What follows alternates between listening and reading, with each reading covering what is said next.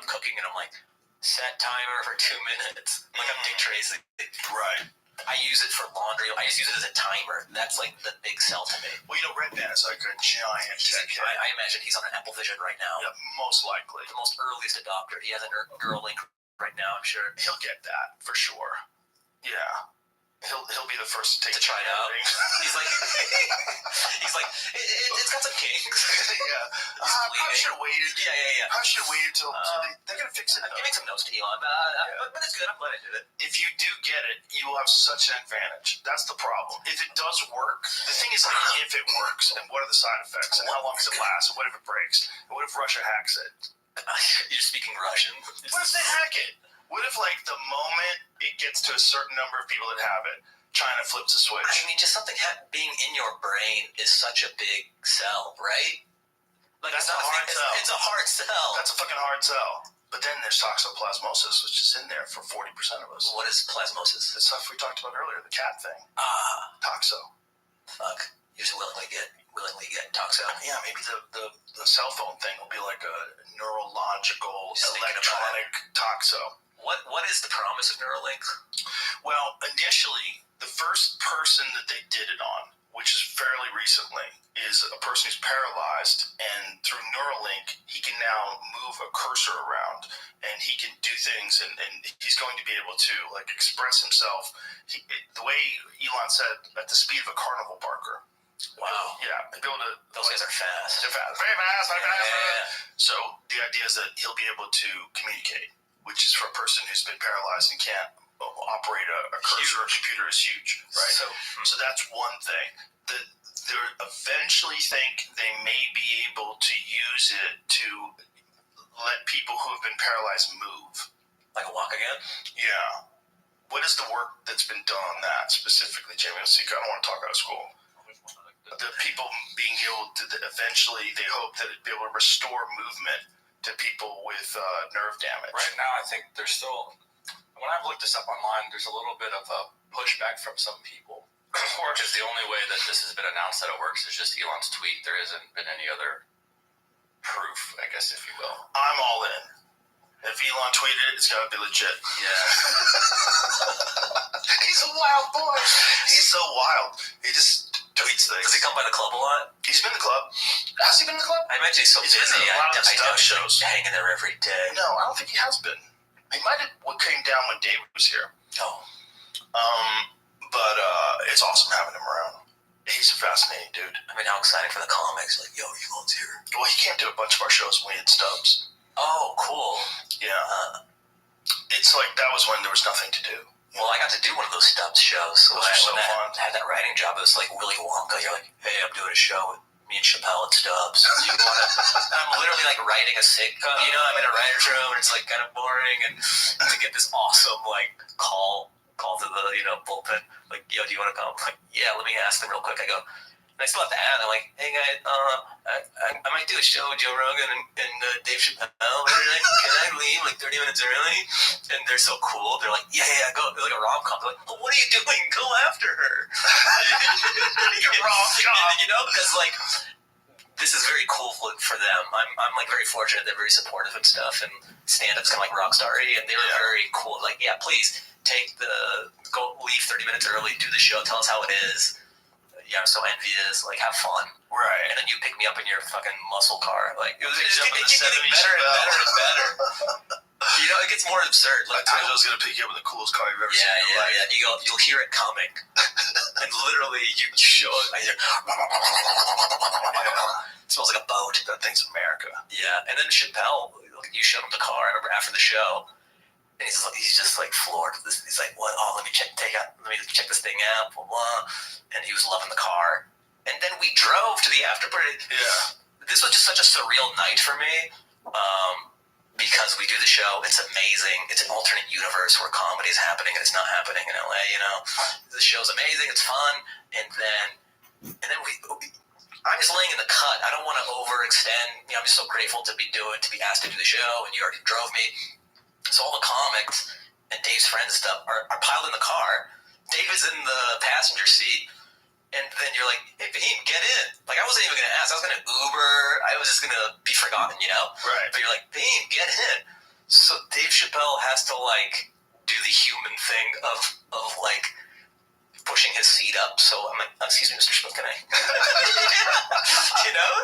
So I'm having to squish Chappelle to get into the back of this car, and then you just like you're ripping in this thing, and I just thought like, man, if I died in this car, I would not make the article. It would say Joe Rogan, Dave Chappelle, and like 2 other guys died. You know what I mean? They probably mentioned your name. I don't know. But at that moment, no, I would be a guy.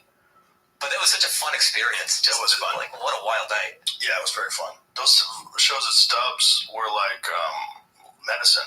You know, like, you didn't realize how much we needed. Well, have a good time. And the crowds too. They were so appreciative. That's one of the things I noticed when I was doing stand-up out here.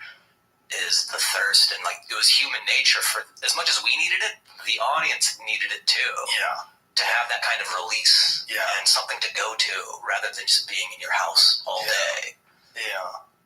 Yeah, people felt trapped, and it didn't make sense when a bunch of them. One of the things we did at the shows at the Vulcan, like, how many guys had COVID? And like more than half the crowd would raise their hands. You know, who wants to get it tonight? You get people on stage, open your mouth. Like you've been baptized. Yeah, it was weird. The power of COVID compels you. People started treating it like a regular cold. You know, I feel like that's what it is now. It definitely is now. Unless you're insane. You're one of those people that talks outside with a fucking mask on. Like, there's still some people that are insane. They're just insane. But it's also a leftist flag. I say it's like the Democrats' MAGA hat. You wear that mask. Well, unless you're an old person and you're really scared and you have a bad immune system, I get it. When I see it at the grocery store, it's like seeing someone in a throwback jersey. You know what I mean? Like, okay. It's like a cool old Mariners jersey. A lot of people that still believe in it. People still believe that you can breathe through something and it protects you from a terrible disease. Could you imagine, like, thinking that the plague is in this neighborhood? Like some fucking 28 days later disease is in this neighborhood. You can just pull a paper mask over your face and you're good? Yeah. Feel comfortable? How about what's going in your eyes, stupid? Because that's one of the major ways that people get infected. It's through eye contact, through hand to eye. Right. Like your eyes, like when people sneeze, you get it in your eyes. You ever see... You tell me you're breathing air. Yeah. How's it getting into your face? You'll see like rapid COVID testing places on corners, and I almost look at those as like a psychic spot. You know what I mean? It kind of has the same feel. Like who's going into these? Oh yeah, super inaccurate. I know a bunch of people who tested negative turned out to be positive. It's tricky, man. That fucking disease keeps mutating. It's a bunch, 100 different fucking strains now. Who knows how many different variants are there now? Yeah, how many? It's like 5, 6. How many variants are there? 7. How many COVID variants have been identified? Let's find that out. Let's say yes. This is the COVID. How many years? I say there's 14. I say 14. I'll say 15. I'm gonna Price Is Right you. Let's go. 15. I hope it's 14.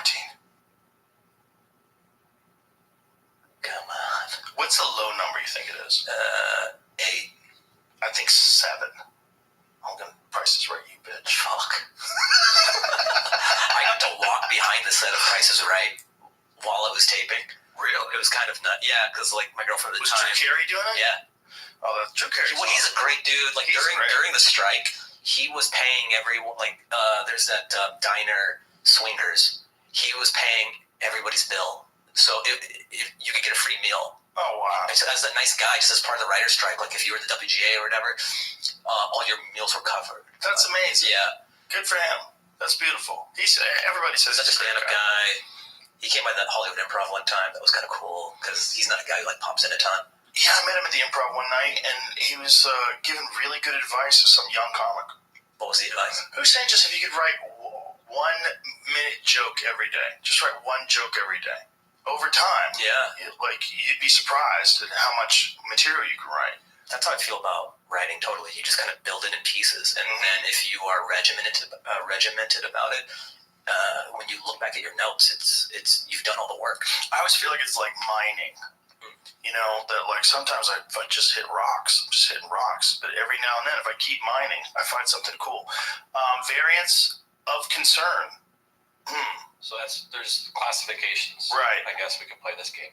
how many variants of concern currently? Yeah, let's be concerned. Okay, let's start with that. How many variants of concern are there? There's 3. 3 variants of concern. We're way off. There are Omicron variants. Okay. There's a under monitoring, which has got 2, so we're at 5. So it's 5 under monitoring, and now de-escalated. There's over 50 of that. Whoa. Just list is De-escalated. Over 50. Holy shit, dude. I don't know how they classify themselves. Bro, that's crazy. There's 50 variants. No longer circulating. Like, it's not hip anymore. Yeah, it's just there's different. Spike mutations of interest. Oh, God. Yeah, I don't know. How scary is all that stuff? How scary is it they keep doing this gain-of-function research? They're like, let's just keep... Oh, is that how COVID started, the gain-of-function? That's the primary theory. What is gain-of-function? Gain-of-function is when you take a virus and you engineer it to make it so that it works on humans. So they'll take a virus that works on bats and they'll engineer it so that human beings can catch it. Like, let us what a get great it on idea. that. Yeah. And they make it like super contagious. Also a great idea. For those unfamiliar with gain-of-function research, it essentially means juicing up naturally occurring animal viruses in a lab to make them more infectious amongst humans. This practice is nothing new. Scientists in the United States have long known how to mutate animal viruses to infect humans. Sure. Yeah. The practice is nothing new. It doesn't mean it's not a fucking terrible idea. Like, what good has come out of it? That's my question. Do you guys know how to stop these things from happening? Because it seems like you didn't stop that last one. So what benefit are we getting from the potential of you unleashing deadly super viruses to the world? And is this a thing where because you can do it, you do it because you can get funding because that's what you studied in school? They just got bored. I think it's like trying to do this bad thing. Well, it's what their business is, right? What's your business? My business is studying viruses. Can I get research to study virus? Can I get funds? Well, if you agree with what we say, and publicly, we'll give you funds, and you can do research. And, it's not legal for us to fund that research. Why don't we fund this company and that company and fund the research? Well, you can say, I don't know what you're talking about. And then, you could change what you describe as gain of function. And you could say, I am the expert, I am science, and that's what we went through. We went through that for 3 fucking years. It's all about funding, man. And at the end of the day, it's pretty clear that shit came from a lab. It's pretty clear to all the people that are making any fucking sense that aren't gaslighting the fuck out of you. Yeah, I always thought about, like, what if you're the guy who loved bat wing soup and it was getting a bad rap unnecessarily? Right. Like, guys, it's not the bat wing soup. And now he's vindicated. Like, yes, I told it's you, the lab. fuckers, I can continue eating this soup. I can keep eating pangolin stew. Yeah, you gave my stew a bad name. Yeah. Remember they were trying to pin it on the pangolin? That was Oh, that South Park episode was amazing. Animal. Oh, freakiest. The freakiest little animal. Like a little dinosaur. Kind of a cute guy, though. Again, just like that fucking turtle. If that thing was gigantic, storming through a village, imagine? I mean, imagine a monster, like it's eating ants here, but imagine just eating humans. Imagine just plowing through some fucking thatch huts. That tongue is slicing you in half. Just ripping people's legs apart in front of their families. Just chewing them, choking them down. Have you eaten bugs? Giant pangolin. Yeah, I've eaten a bunch of bugs. I hosted Fear Factor. Oh, so is that part of it? You had to eat it? No, as big host? I did it because, like, I did it to get people to do it. Like, they were like, I can't do it. I'm like, you can. Look, I'll do it. I'll do it easy. I just Like grab a roach and I just chunked it in myself. Yummy. I did it to a couple different things. I ate a few different things. What's your take on the bugs? And were some of them pretty good? Or they all Roaches gross? are surprisingly So tasteless. gross. Ew. Yeah, when there was a big one, a Madagascar hissing cockroach. Alive or dead? Alive. I just grabbed him and ate him. But they're surprisingly tasteless. You get over the fact that you're eating a bug and the squish in your mouth, but it doesn't taste like much. And the thing about bugs is people have been eating bugs forever. Animals have been eating bugs forever. I mean, bugs, this is me looking, so cutie back then. Just watch me choke this thing down. Bro. Oh, the crunching. It was very crunchy. Oh. I was laughing at the same time, too. Were the crew people like, you don't have to do this? No, I was doing it to try to get this girl to do it. Did she do it? She wound up eating worms instead, which I thought was worse. We made a deal with her. 2 worms. 2 worms or a roach. What was the thought when you did Fear Factor? I heard it was, you didn't love acting as much? Is that what it was? Well, the process of sitcoms is great when it's up and running. Mm-hmm. but it's brutal to begin. Like the early days of news radio. I love that show, by the way. I loved watching it. That was like 16-hour days. Like, you work crazy long days, and the writers are busting their ass, and the actors are. Everyone's tired. The crew's tired. It's hard to put together those fucking shows. I thought sitcom was a better schedule. Like, I heard these 16-hour days are with single cams and stuff. Once they get going, the thing is you have to figure out a way to make it a well-oiled machine, and that takes a long time. The actors have to be in line. They have to figure out whose strengths are. The writers have to be in line. They have to get support from the network. It's a grind, man. Did you guys eventually get We eventually got to the point where we didn't even have to work 5 days a week. We only worked 4 days a week. And one of the days was just a table read. So we'd come in, there would be a table read, then there'd be some revisions. The writers would get together and they'd come up with new scripts. And the writers are crazy. They would write like really late at night. Like that was their thing, to get silly, to like be exhausted. Yeah, just delirious. Yeah, they just get completely delirious and write the most ridiculous shit. It was really fun. They would come stumbling in, like barely awake, at like 9 in the morning when we're all there. They had just finished, you know, and some of them, sometimes they didn't finish. Sometimes they had like one half of the script. They were still tightening up the second half. So they'd give you the first half of the script. You'd work on it until lunch. Everybody ate lunch, and then they would come back with the second half of the script, and you'd work the rest of it out. And in the beginning, it was exciting, and it was fun and everything, but I was like, this is not my jam. You know, this is really fun to do. You were great, man. Thanks. Yeah. It's fun. With fun people. But eventually I was like, I just like doing stand-up, and I like doing other things. And then this show, Fear Factor, I was like, this is going to get canceled immediately. Like, you're sticking dogs on people on television and making them eat animal dicks. Like, I'm in. Let's go. You're going to make them ride bulls? Okay. I'm like, okay. So yeah, they came to you first. You were first option. They go, do you want to host this show? Well, they didn't know who was going to host it. They met with a bunch of people. It was NBC, right? It was NBC. So I had just been on NBC for news radio, and so I had a relationship with them. And so then when this came up, it was just like they said, you know, there was two thoughts. One, to have someone host it that was like a sports guy. You know, like fear is not a factor for them, like down the middle, or someone who's like laughing while this crazy shit was going on. So they chose me. So I think it worked out. It worked out. Yeah. Well, you had to make fun of some of it because it was so crazy that you were doing this. And some of the things I was like, don't do it. I would tell people, don't do it. Like the bull riding, I'm like, don't do it. They're not paying you enough for this. No one's paying you enough to ride a fucking bull. You get kicked in the head by a bull, your life has changed forever. I'm like, I'm not going to... Do whatever you want to do.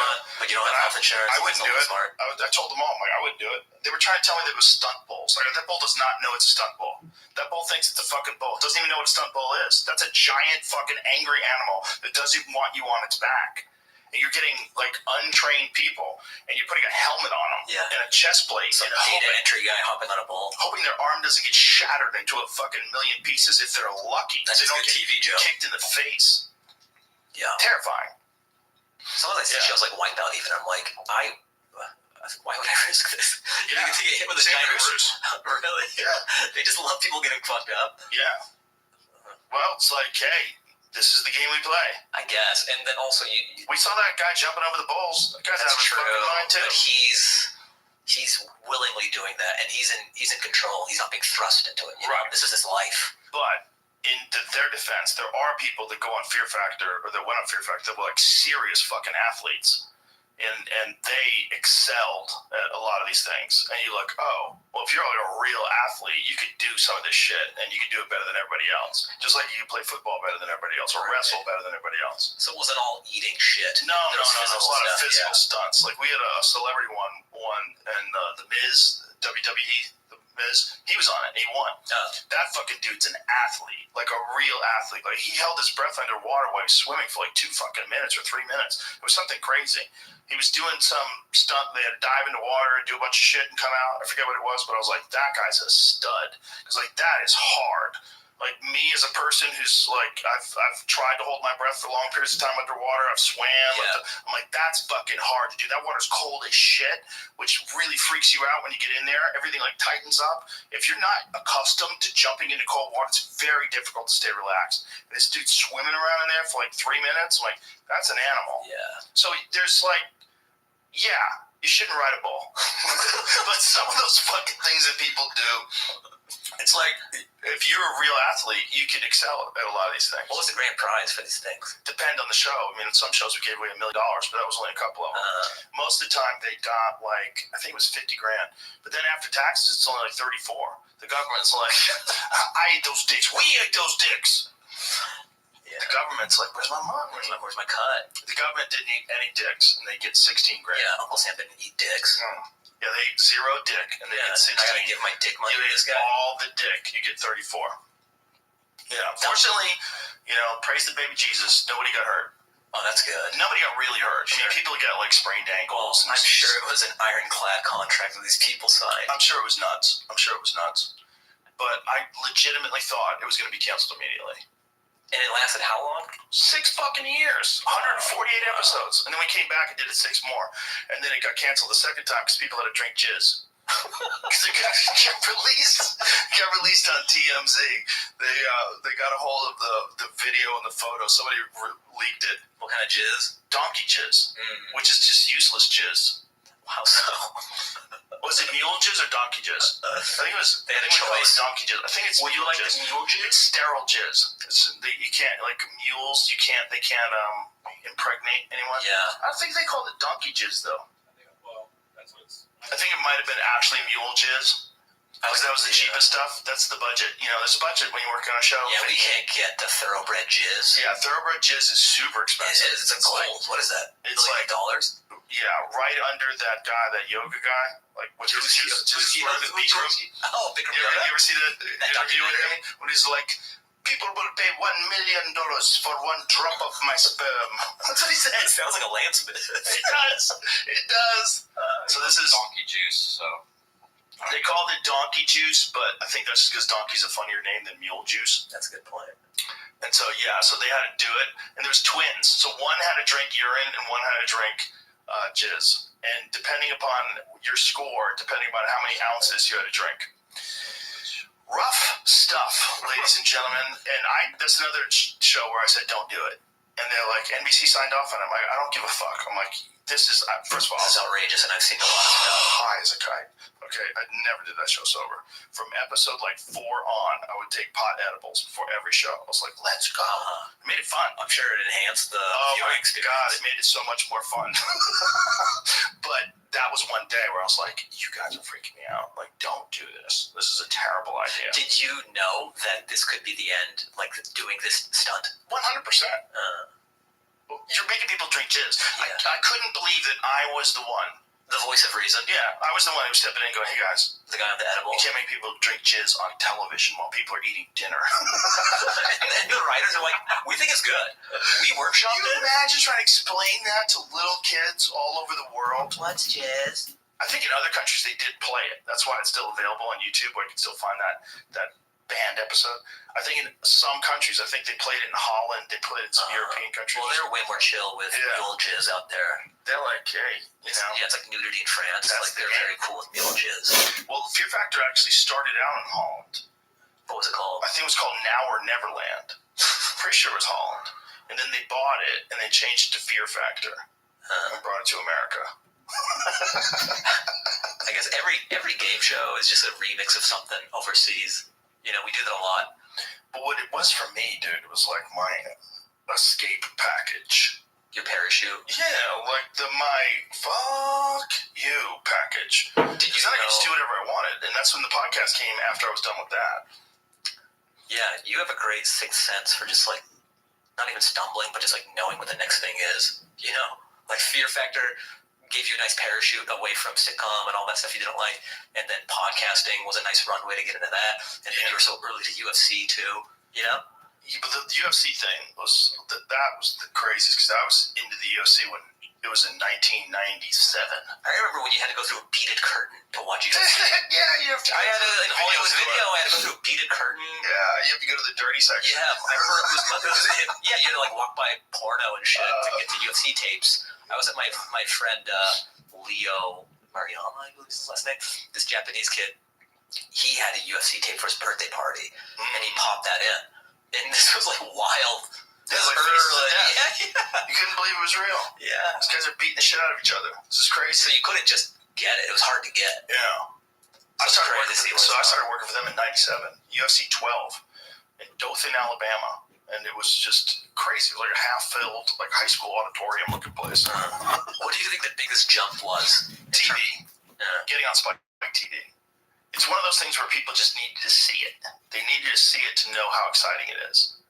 You know, there's certain things that people just don't know yet, and then they got it on Spike TV. It was all Dana White and the Fertitta brothers. If they didn't, they were like $40 million in debt before it really hit. What was their venture? Did they have a venture before UFC? Like, they owned casinos.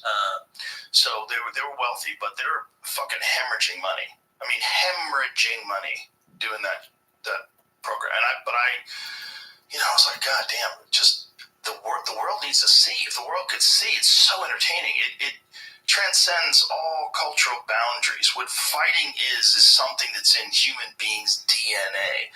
And when you see a really great fight between two highly skilled, at the peak of condition, just warriors, the best in the world, and when you see them going to war inside of a cage with these little gloves on and shorts, no shoes on, just fucking teeing off on each other, it is wild to see. There's nothing like it in all of sports. Nothing like it, man. A real high-level championship fight, there's nothing like it, man. And I knew people just had to see it. And if they could see it, they could see what I see. Because this is universal. It's not like a game like cricket. You can be awesome at cricket. I don't know what the fuck's going on. I know you're trying to hit that thing with the paddle. It doesn't make any sense to me. I don't know the rules. I'm not interested.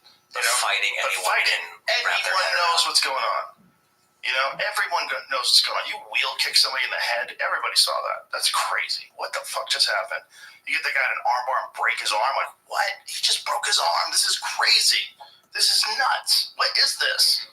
It's just universal. I knew it'd be universal. Yeah, fighting is pretty universal. Like, I'll watch these wrestling documentaries. They're so good. Like, every wrestling documentary is amazing.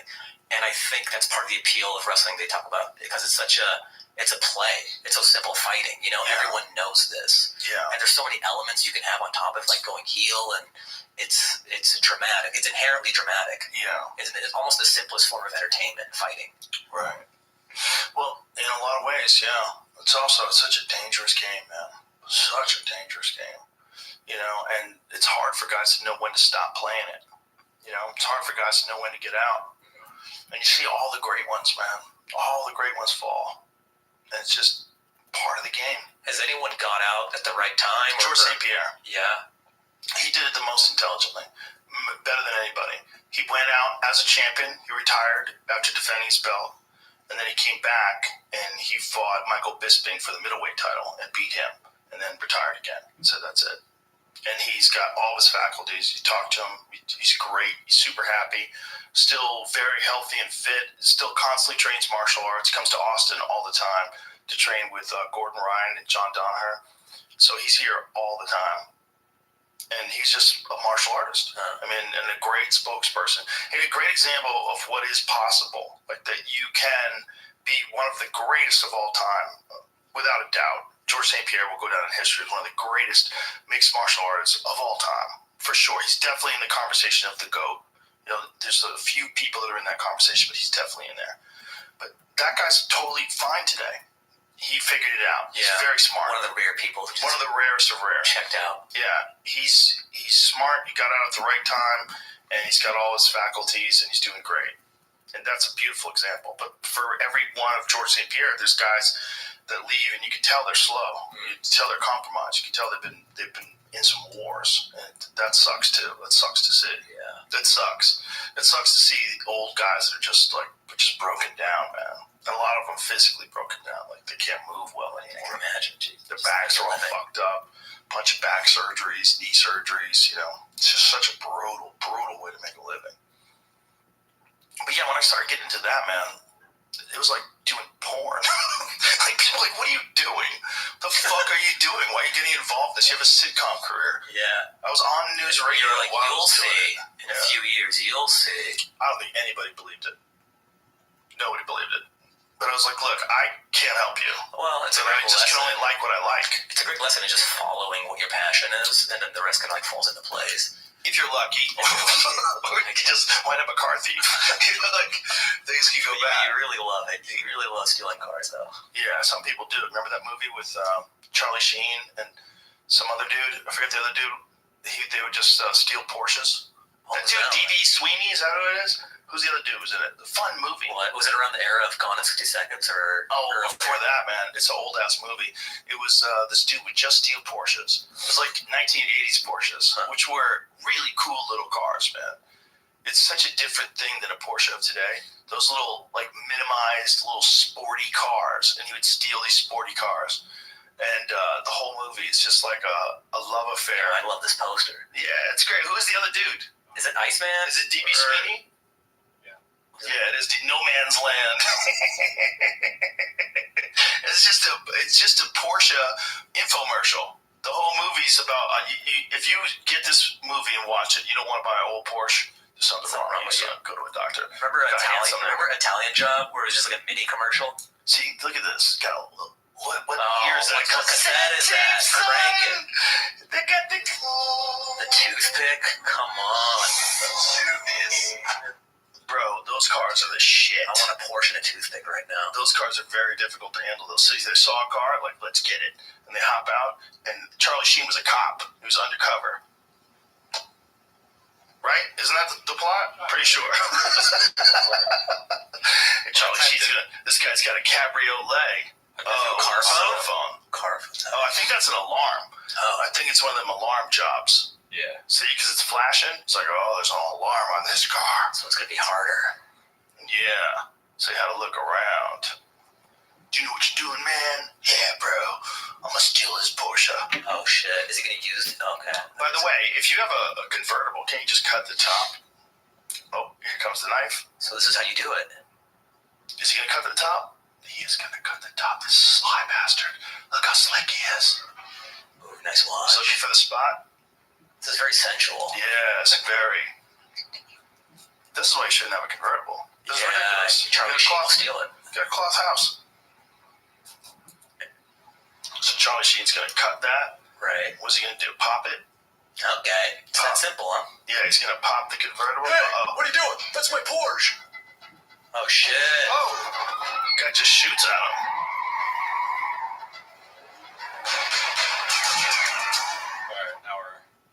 Now we're getting into yeah.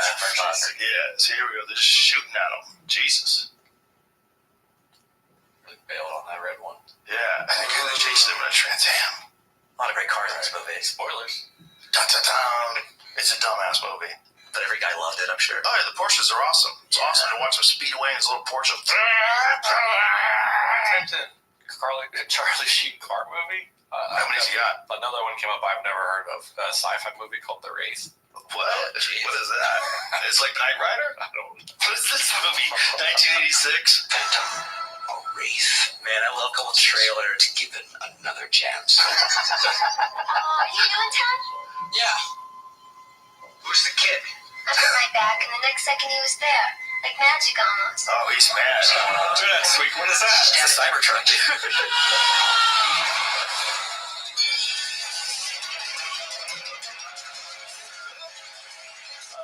What is this? Oh my god. Kid out there using his car to kill people. He's in it. He's kind of going off the rails, right? Is he? Yeah. He went a little off the rails.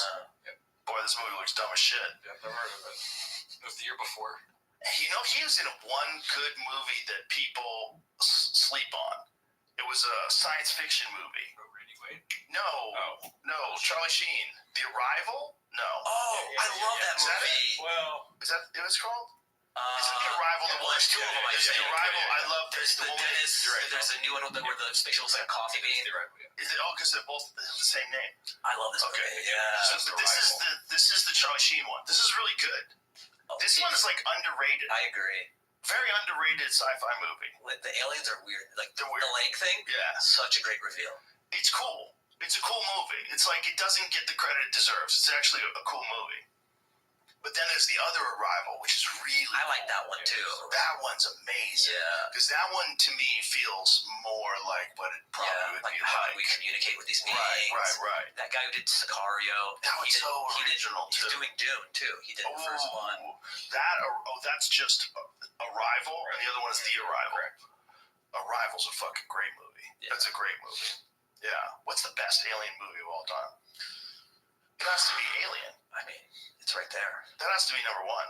That's the best. What's in contention, you think? Nothing. Alien, and that's it. It's Alien, and there's everybody else playing for second best. What about Independence Day? That's kind of like... It's hilarious. I mean, that's not like Close Alien Encounters is pretty goddamn good, too. Close Encounters is pretty fucking amazing. That might be the best UFO alien movie, but the best, like, in-space alien movie is Alien. Try to be serious because Men in Black is a good movie. That's but a good like, point. That's a comedy. It's not even serious. It's fun. It's a fun movie. It's It's a fun movie. But as far as movies, you'd say you have to see this movie, like the original Alien, Ridley Scott. That movie is fucking incredible. That movie's so good. And that was a movie where Sigourney Weaver was the lead badass woman, which was a rare thing. Was that the first of that archetype? That I believe so. If I had to think like of successful mainstream movie superheroine, who? The Body Snatchers is. Can I pee real quick? Where is it? Yeah. Where's We'll pee. We'll be right back. everybody, you know? And we're back. What were we just talking about? Sigourney Weaver in Aliens. So she had to be the first super heroine. Yeah. The first lead action movie badass woman. Who was before her? I don't know who would be before her. Jackie Brown? No, that was after. That was after. Yeah, That was way after. What was Jackie Brown? That's Tarantino. I'm out of my mind. Because Alien was 79. I missed that one. But yeah, there'd be no Michelle Rodriguez without Sigourney Weaver. The tank top, hot. She was in Aliens 2. She was in Aliens 2 with Sigourney Weaver. How many aliens are there? 4, 5 or 6. Well, a bunch now. Because the Alien, the Covenant, that's a really good one. What's the last one? There was Prometheus and then the Covenant. The Covenant was the last one, right? Is that correct? You see the new Predator? Yes. Is it good? Were you talking about the one with the Native American lady? It's on. I think it's on Hulu. Prey. That's dope. Okay. That's fun. Check it out. That's fun. It's ridiculous, but it's fun. It's good. Is it as good as the Charlie Sheen Porsche heist movie? Almost. Okay. If it's close, I'm game. It's fun. It's a fun movie. So female John Wick with aliens. I'm sold. They even went, like, when they gave up, they went Predator versus Alien. Remember that? Oh, yeah. What the fuck are you doing? I feel like there was a Taco Bell tie-in. Yeah, why not? Why wouldn't it be? Jackie Brown, you weren't really wrong. Pam Grier's Jackie Brown, right? Oh, there was one before. So she was in movies in the 70s. Right. That's why she was Jackie Brown, I think. Right. What movies was she in the 70s, though? Foxy Brown. The thing about it is, though, I don't think they were big action movies. Like, when you got a budget, like a Sigourney Weaver is the lead of a Ripley Scott film. And it's a giant budget. It's a crazy movie. That was a huge hit. That movie was a huge hit. He did Gladiator, too? Yes. They're doing Gladiator, Ridley too. Scott has done... he did one of the Aliens... First one was only $11 million budget. That's it? Yeah. Damn. So it was, but it had big actors, right? Like that one dude, Tom Skerritt, whatever the fuck his name is. What's his name? In retrospect, maybe. I don't know. That guy was big at the time. This is 5 years before I was What's his born. name? Tom what? Skerritt. Tom Skerritt. Yeah, he played the captain. It's a crazy ass fucking movie, man. That's a good movie. Because that's probably what it's going to be like. It's probably going to be like Parasites. Just like Parasites on Earth. I mean, there's a lot of different instances in the wild of creatures doing that. Like there's that wasp that injects tarantulas with its babies. It kills spiders and injects them with its babies, and the babies like feed off the carcass of the spider. That's crazy. It's so evil. Isn't there one where there's like this parasite that grows out of an ant's head? Oh yeah. It's cordyceps mushrooms. That's what's that movie, The Last of Us. Oh, I do. That's so good. I love that show. It's great. It's so great. Someone, maybe it was a Reddit thread. They were saying because they tried to port over video game movies for so long and they could never get it right. And I think the person in this thread was saying like the kids are finally old enough and becoming directors where they can do the source material justice. Whereas before it's just these people who are trying to make a Mortal Kombat film, but they didn't grow up with. They don't have a love letter to it, you know. Yes. And now we're getting to see great video game IP flourish. Like The Last of Us is phenomenal. Yeah, but it also has to be something like HBO, where someone's willing to let someone, get really wild. Yeah. Like that would be hard. That was HBO, right? Yeah. It'd be hard to do anywhere else. Like HBO, Game of Thrones, Sopranos. Right. They'll go out there with a show. Yeah, when I was coming up, I mean, it just the video game movies that existed. There was Street Fighter with Van Damme. There was Mortal Kombat. So as a kid, you loved watching these movies, but they weren't good. Dragon's Lair, wasn't there a Dragon's Lair movie? I don't know if is that a game? Remember that game? I don't know. Dragon's Lair was a game that everybody used to play. Mario Brothers. Dragon's Lair was a game that everybody used to play in like the 1980s, and it was like a cartoon of each thing that you did. You get to see whether or not you were successful. So you would do this little move, and if you slipped and fell, or if the knight got you or a dragon got you, you would die. But you get to see how you would die. So instead of it being like an interactive cartoon, it was like semi-interactive. Like you've made the right choices, it would do the right thing, and the character would do the right thing, and then you would be hitting your joystick, getting it to go through these doors, and then every time you did it, like this little video would play out. It was very addictive, and it was the first time there was ever anything like this, where there was like a game that you could watch like a cartoon movie, and depending upon whether you did the right thing or the wrong thing, you would see this happen or you'd see you get killed. So that's 1983. Full playthrough. So this is all the things that you would have to do to be successful, and every time you would do it, this little video would play out. Is it kind of Prince of Persia-y? It's like, dragons and knights and shit. It was fun. But, compare that to World of Warcraft, or compare that to, what's the big one? That Diablo, the new Diablo, or compare that to Call of Duty. That's the big one. That's just crack. That's just straight heroin. Did you ever see this game? This was an arcade game that was like Dragon's Lair. This was the only thing that was really cool about this is this was holograms. So this was like floating above your controllers. Wow. You controlled it a lot like Dragon's Lair. That's how it worked. It was like these weird little videos that would play for like an Old West character. But it was all holograms. Like this doesn't do it any justice to how cool it was. Oh, so in real life, when you're watching it on the video screen, it's a hologram. Yeah, it was very strange. Whoa. It's like in the 90s in arcades. That's how I remembered it. That's how I remember That guy just Dragon's Lair. busted that blank a little too close to that dude's body for my liking. Oh, they didn't edit that out. It's not like they had one guy and they spliced in the second guy. How much? That guy was right in front of He got paid. $4. I got paid by Fortnite. They used my dancing in an emote. Really? And they paid me. They paid me like $5,000. Nice. What'd you buy with it? Just like more Fortnite stuff. No, I'm just kidding. I have no idea what I spent with it, but it's kind of cool because I posted the dance videos sometimes, and I guess their programmers found one of my YouTube. Like they had no views. Mm-hmm. Maybe they're comedy fans. That's how they found out. But like they just hit me up and they go, "Hey, the game's going to use this excerpt of you dancing as like a skin or like an emote. We'll give you $5,000." And I was like, "Fuck yeah!" Wow. It's still one of my favorite credits in Hollywood because it's just so weird and bizarre. That you're in Fortnite. I have a Fortnite dance. You play Fortnite? No, but I know it's really popular. So it's called the Vibe and Emote. So if you look at the Vibe and Emote, that's me dancing. Oh shit, let me see that. Yeah. So they just took an excerpt from like me when I was dancing in my apartment in Koreatown. Sometimes if I like really like a song, I'll just set the camera up and dance to it. Yeah, that's me.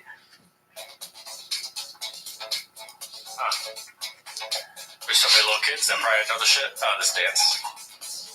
It looks very different than you, bro. That's true. They could have just done that. They didn't have to pay you. No, you needed me to. You needed me to. Somebody could have just paid you. No, I just want to put this out there for to have more dances.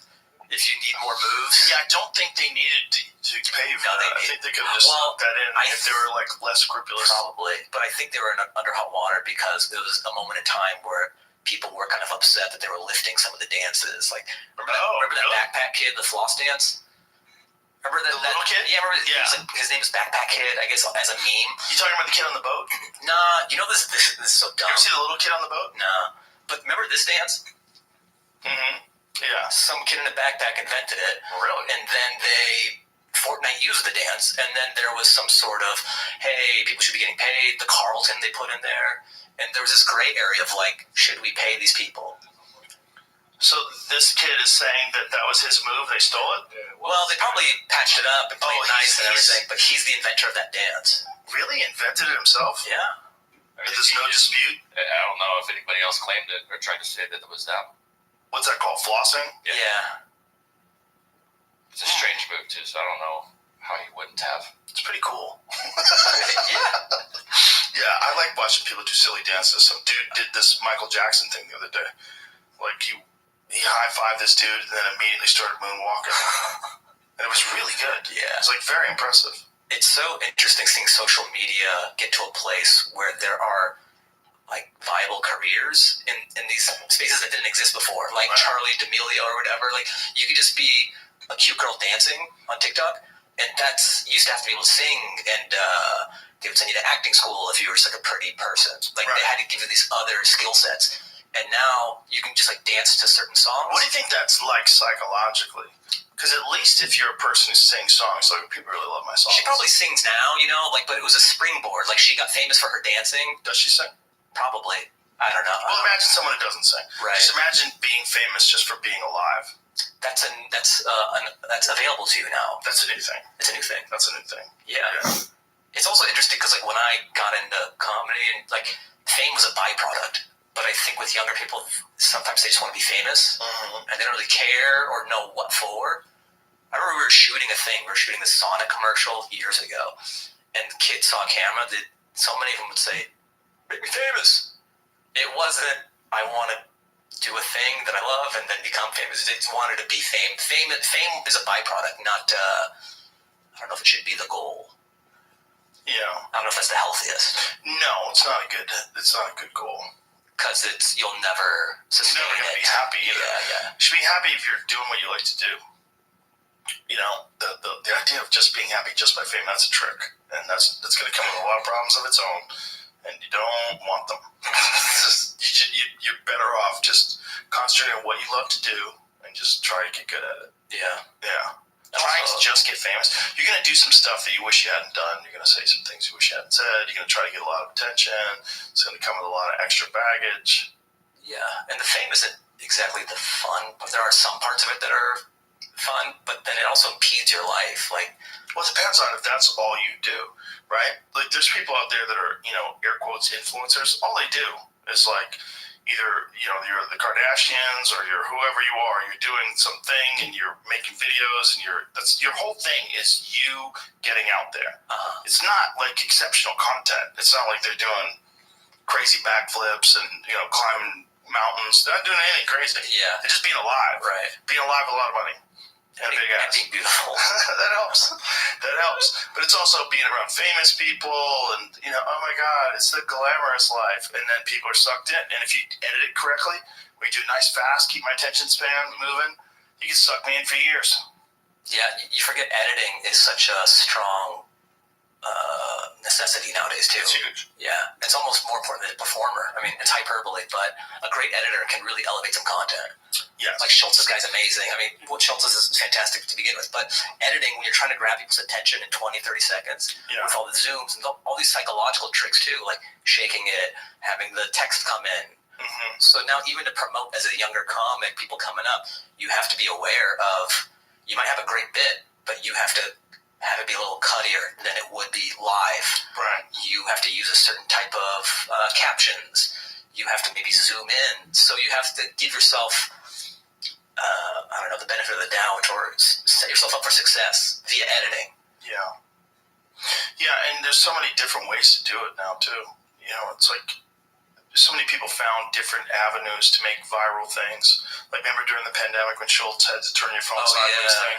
Brilliant. Yeah. He had a totally different style of comedy than he does. Because he, on stage, he'll let things cook. He'll have long pauses, give you the time to think about some ridiculous shit that he just said. And he's like, yeah, that's the fun of the live show. Right, but in these Instagram videos, sideways videos, he was very fast-paced.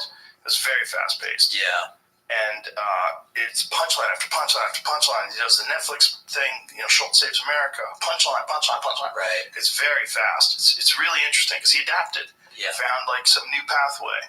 That's a real sign of intelligence, right? If you could find like a new way to do it. And don't do Zoom stand-up, son. I mean, of course. Yeah, no shit. But find a way. There's another pathway. There's got to be something else. Yeah. A lot of people did. They found ways to do funny clips. And you learn just by seeing what is being propagated, how people's behaviors. Even when I edit my stand-up, I take the air out. If I get a laugh, I'll cut the laugh short just to get to the next part. You're just competing against people's thumbs swiping up. So like that? Sometimes, because if you can make your joke a little tighter via editing. I see what you're saying. You know what I mean? Because if you're an unknown and you're just competing about people, you're competing with people swiping their thumb and watching something else. Yeah. I think you can't really worry about that. Yeah. Well, it's all trial and error too. People still love stand-up, dude. They're still gonna love it. And if it's below jazz in the listings, so be it. I love it. It's fine. It doesn't need any more attention than it gets. It's fine. Yeah. And the people that love it. The people that don't, that's fine too. It's all fine. Don't worry about who swipes and who doesn't swipe. Worry about doing what you enjoy. Do that thing and make it so that somebody like, I like it. This is good. I did it the way I wanted to do it. Bam. That's where I'm at now with stand-up. Perfect. I'm very happy, especially after doing that last special. I'm in a place where I'm comfortable. I call the special, this new one, How